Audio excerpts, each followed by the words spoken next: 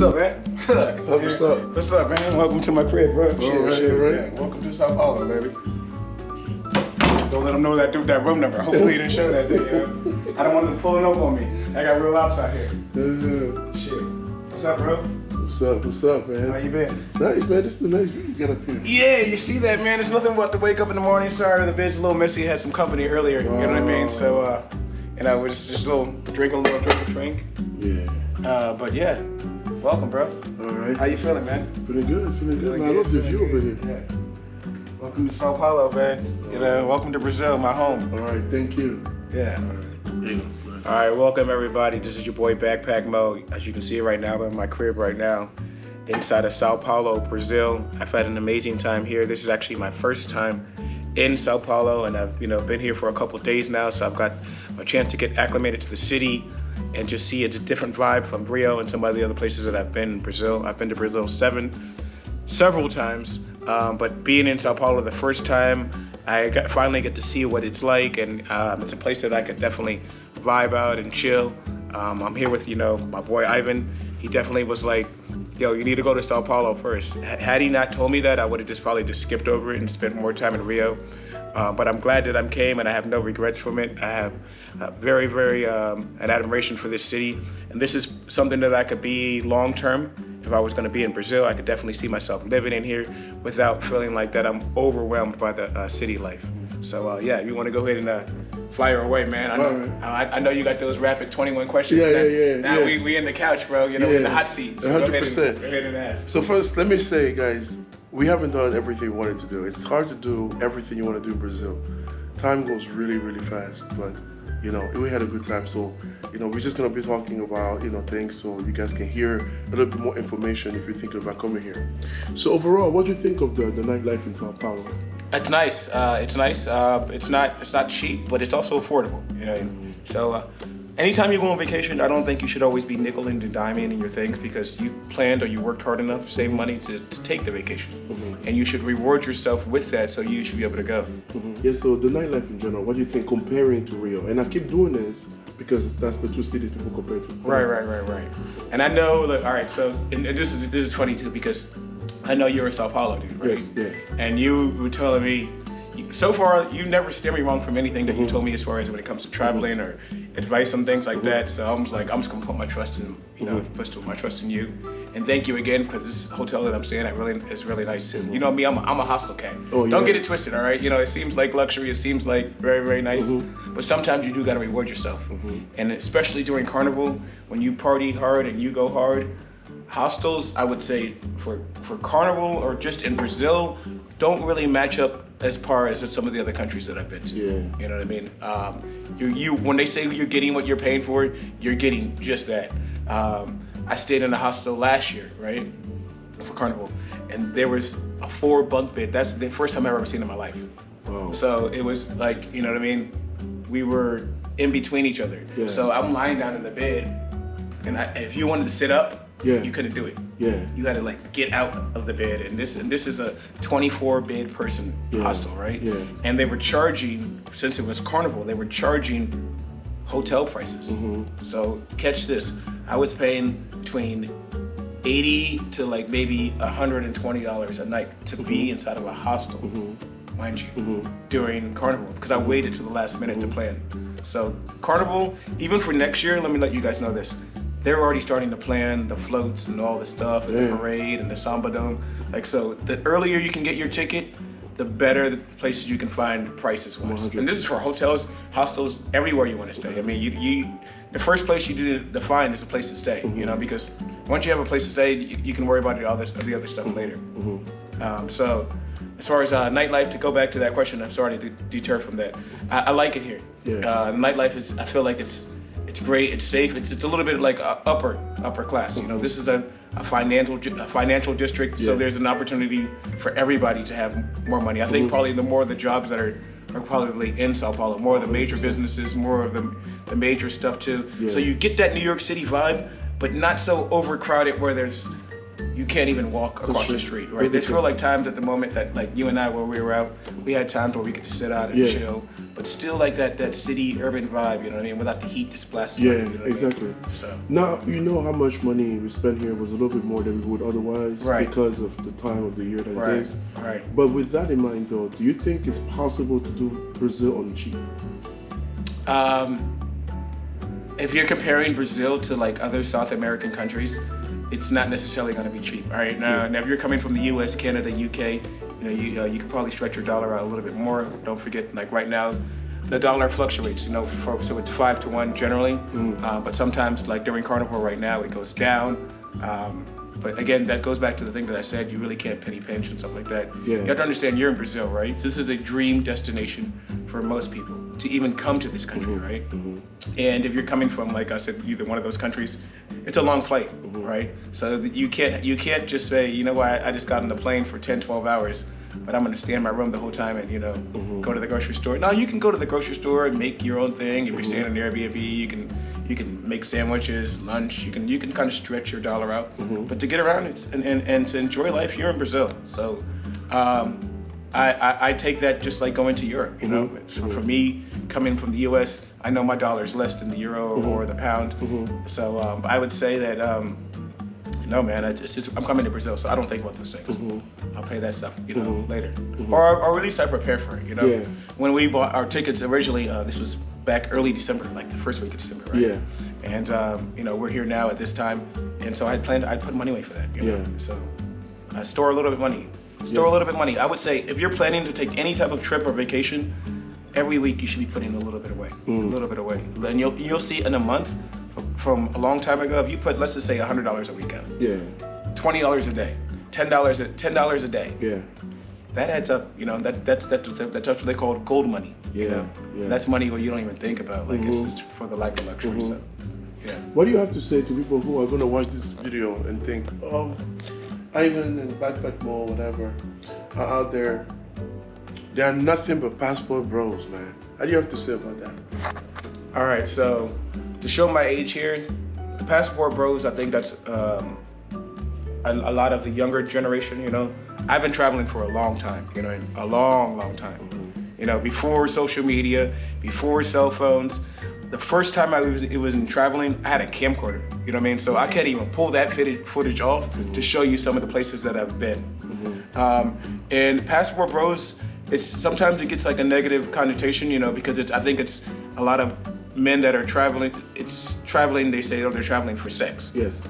But really, it's a lot of men who are traveling from the U.S., Canada maybe, for looking for a long-term wife, long-term relationship. Because they've tried the dating game, or they're older like me, where they just don't know how to fit into today's scene.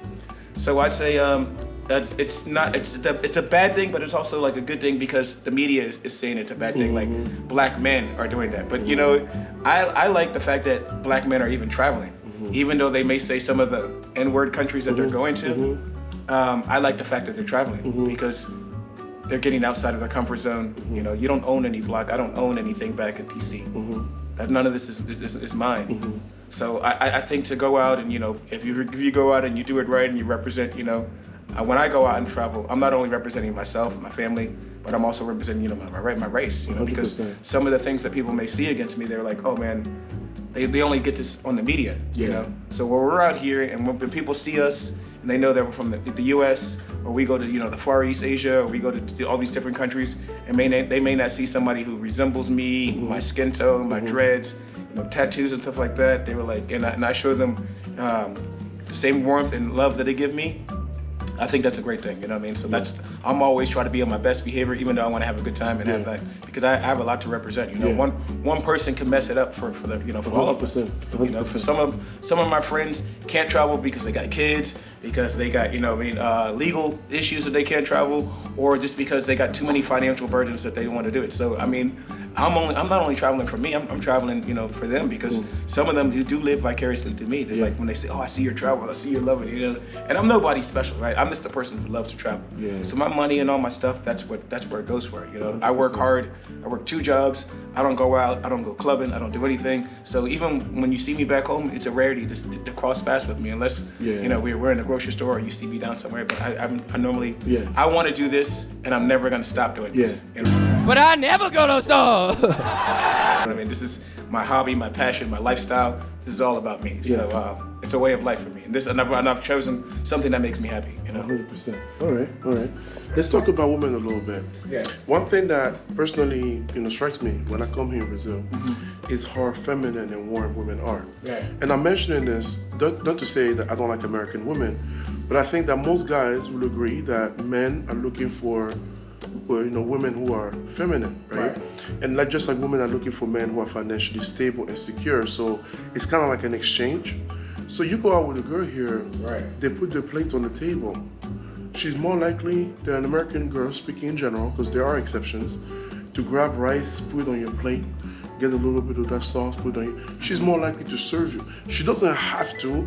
It's not a submissive thing. It's not to say she's lesser than. It's just, yo, she's making sure you're good. It's warm, and it's like, wow, I love this country, bro. Like, how do you feel, like, what are the main things or differences or similarities that you would say you observe in your time in Brazil, not necessarily now, between American women, speaking generally, and Brazilian women?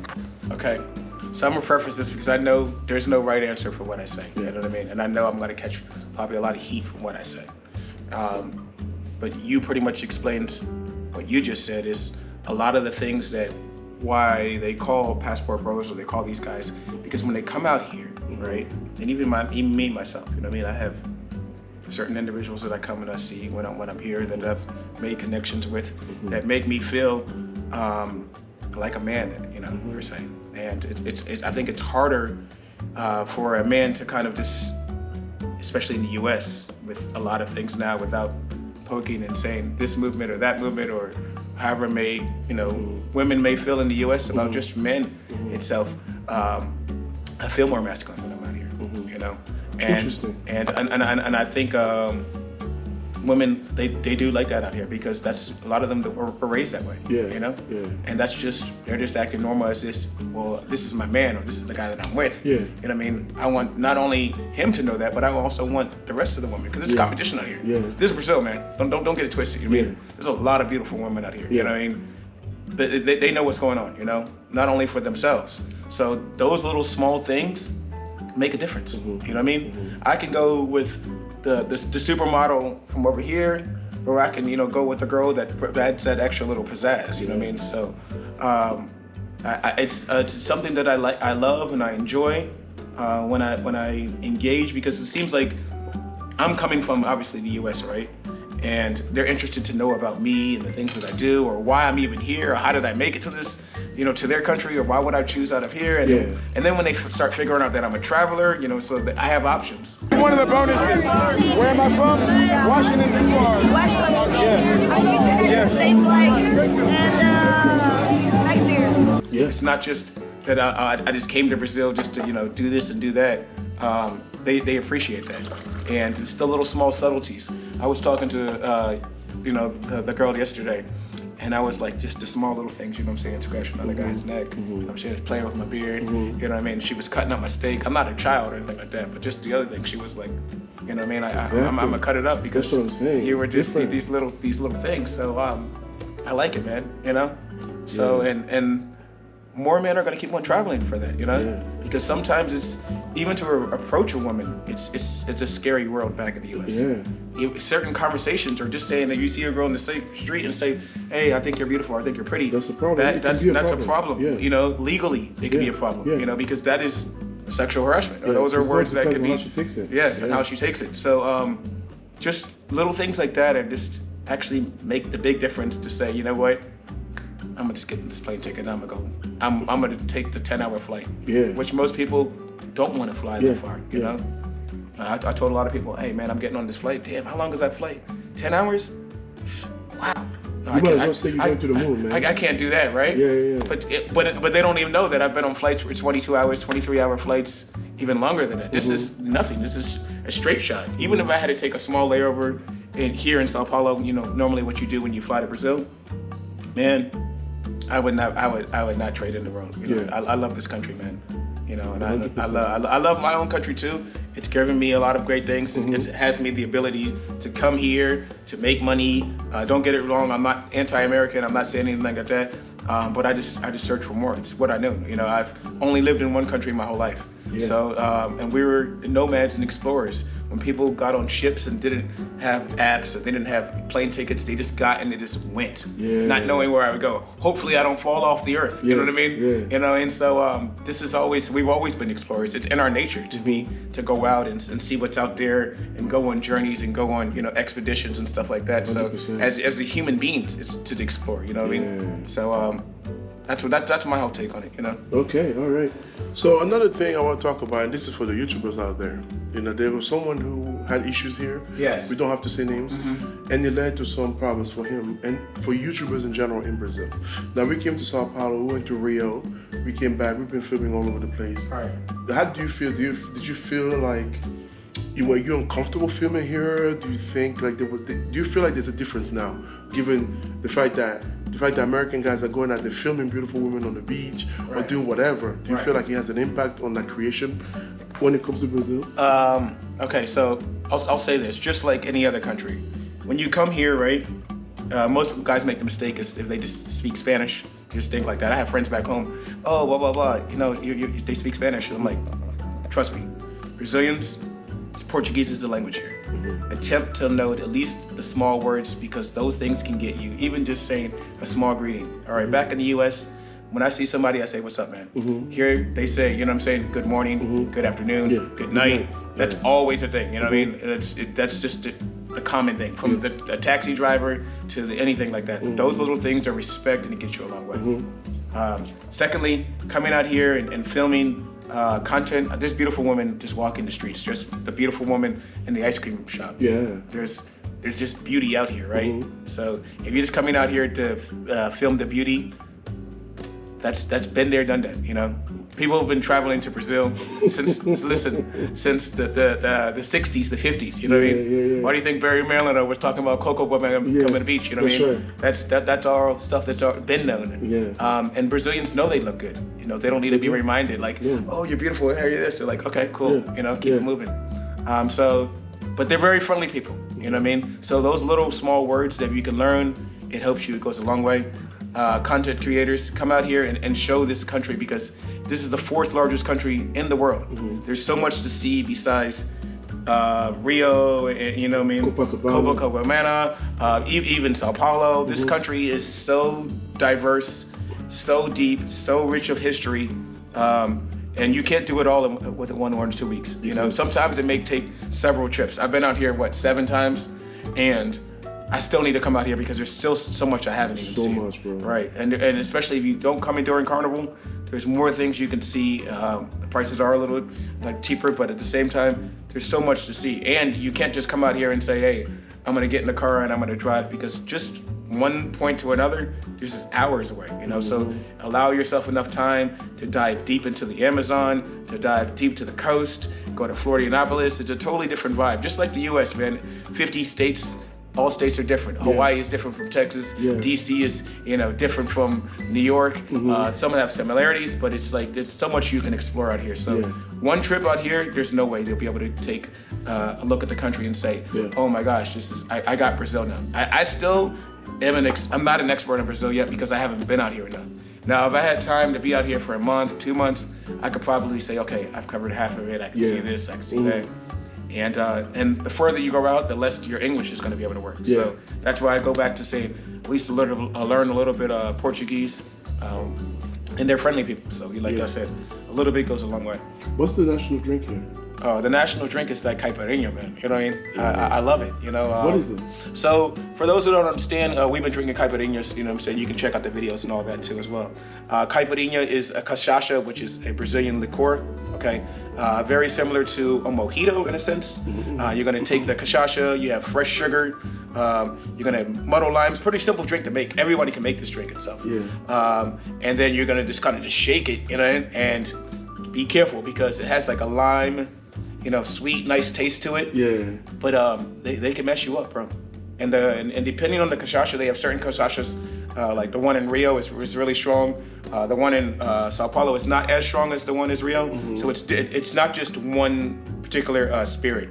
It goes out and you can see different variations of it. So, but everyone has caipirinhas. Yeah. And you feel like you're in Brazil when you're drinking one. Yeah. Definitely. All right. Sounds good. So to conclude this I believe is your first interview. you know? And I'm gonna be sharing the link everywhere for this. This is gonna be good. What is one thing about Backpack Mo that people don't know outside of the screen? Who is Backpack Mo? A lot of people think that, some people who know me, they're like, man, he's shy, he's quiet and stuff like that. When I travel, bro, I'm wild boy, I'm a wild boy. But I like people, man. I do this not only for myself, but just the relationships and the people that you meet outside of just going on. Those are the memories that you care for, you know what I mean? I can come back to this country because I got friends everywhere, globally, And I got some really, really close friends in this country, and they're the ones that I would spend the day with them in their house just talking instead of going to the beach and just, just turning up. So I love people, and I love connections. We have a short time on this earth. And I've had friends that have passed and have gone on too, and who haven't seen it. And it's all about relationships. It's all about friendships. It's all about that. So I really care for people, and I just care for making. Like my friend list, I want to continue. My goal is to have a friend in every single country in the world, so that I can call up and say, "Yo, I'm coming." They said, "Okay, what time are you coming to the airport? I'm gonna pick you up." Because I've had friends like that who do that. I've called friends and. I had one of my friends in Peru. I was like, yo, I'm in Peru. She's like, okay, what time you landed?